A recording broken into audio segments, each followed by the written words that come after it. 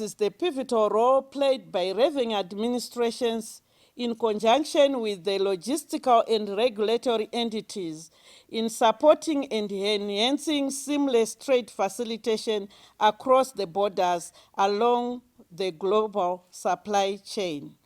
As a member of the WCO, the Zimbabwe Revenue Authority fully understands and recognizes the functions as key trade facilitation enablers, especially in border management, for the purposes of minimizing delays and expediting release of goods passing through our customs control points.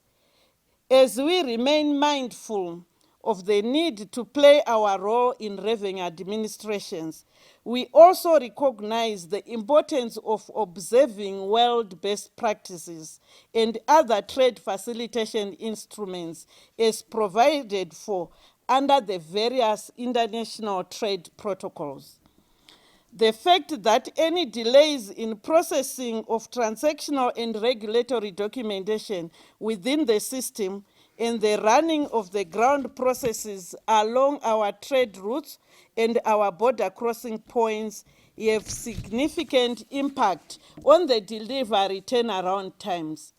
Such delays create cost to business with negative impact on the landed cost of goods and services, and even further negatively impact to manufacturers, wholesalers, retailers, service providers, to name but a few. The accumulation of these costs have an effect on the price of goods or the quality of service delivery as upstream traders try to limit the loss buildup. Ultimately, the end users in the most instances are households. They will bear the impact of cost buildup as suppliers pass on these costs to them. Needless to say, the impact on consumer capacity to purchase can shift demand patterns and have negative backlashes to business. At the same time, negatively affecting the quality and standards of living. This will further impact negatively on national development strategies and the MDGs. The Time Management Survey, therefore, enables economists to examine the efficiencies and effectiveness of their trade facilitation processes from micro levels. They can vary in terms of complexity and scope from narrow focus to wider focus, depending on the objectives. Both the 2022 and 2024 surveys focused on Chirundu border post as the targeted crossing point. The baseline study in 2022 had a narrow scope focusing on customs processes for commercial traffic only, using a technical working group made up of customs officials from Zimbabwe Revenue Authority.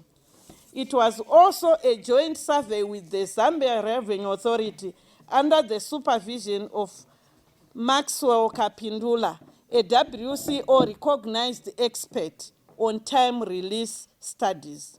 The end-line survey scope was widened to cover customs processes and other processes run by other government regulators. It targeted all categories of traffic, including private motorists and pedestrians. This created the need to appoint additional working group members drawn from critical government agencies and representatives from the private sector, with ZIMRA remaining the focal and lead agent.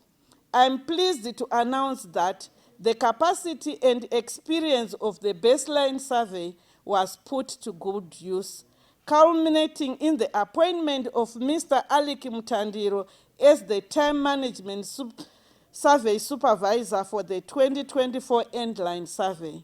He was assisted by Mr. Victor Maisiri, the lead technical working group member and chair, with 4 other Technical Working Group members from ZIMRA, 16 members from other government agencies, and 1 clearing agent representative and 1 transporter representative. The inclusion of other stakeholders within the area of survey provided the integration required for a holistic assessment of the elements within the processes that present the gaps in smooth trade facilitation. That integration was key in the work that was done during the survey and in preparation of the final recommendations on the end-line survey, as will be reported later. The report presents an assessment and analysis of information gathered during the period of survey.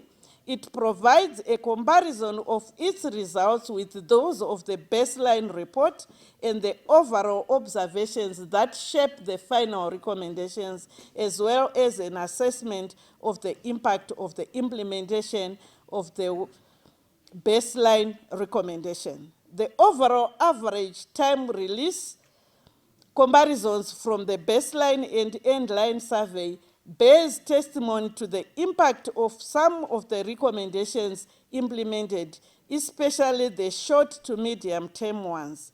It is also worth noting that the impact of other variables, e.g. increased traffic volumes post-COVID-19, shaped the recommendation contained in the report that will be presented today.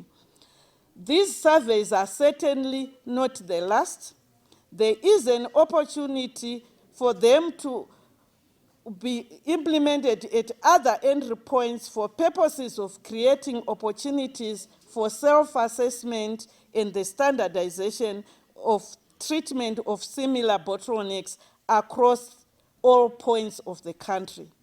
While this report may have gaps, in terms of unavoidable limitations, as will be reported, the exercise provided critical input to the final recommendations that will provide business information for use by the National Trade Facilitation Committee, government, and all other stakeholders in the public and private sector.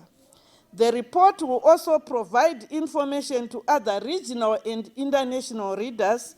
I will remain grateful to the support received from various government arms and from our cooperating partner, JICA, to facilitate the survey. I would also like to thank most sincerely the survey supervisor, Mr. Alik Mutandiro, whose valuable guidance was critical in shaping the survey itself and the eventual outcome. He guided the report preparation and the recommendations contained thereon.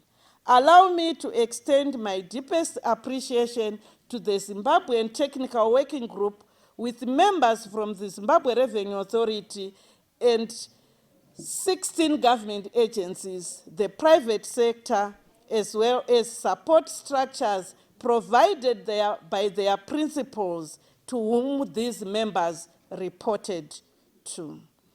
As ZIMRA alone, we would not have managed as well as we did, given the complexities of the work required. I thus urge all readers of the report to make full use of information covered in the report, together with the baseline report, so that the two reports can be used to implement the recommendations to allow for monitoring and evaluation. These reports will inform future surveys as we continue to move towards addressing other noted bottlenecks, inform government, and play our collective role in trade facilitation at all points of entry in the global supply chain within our jurisdiction. I thank you.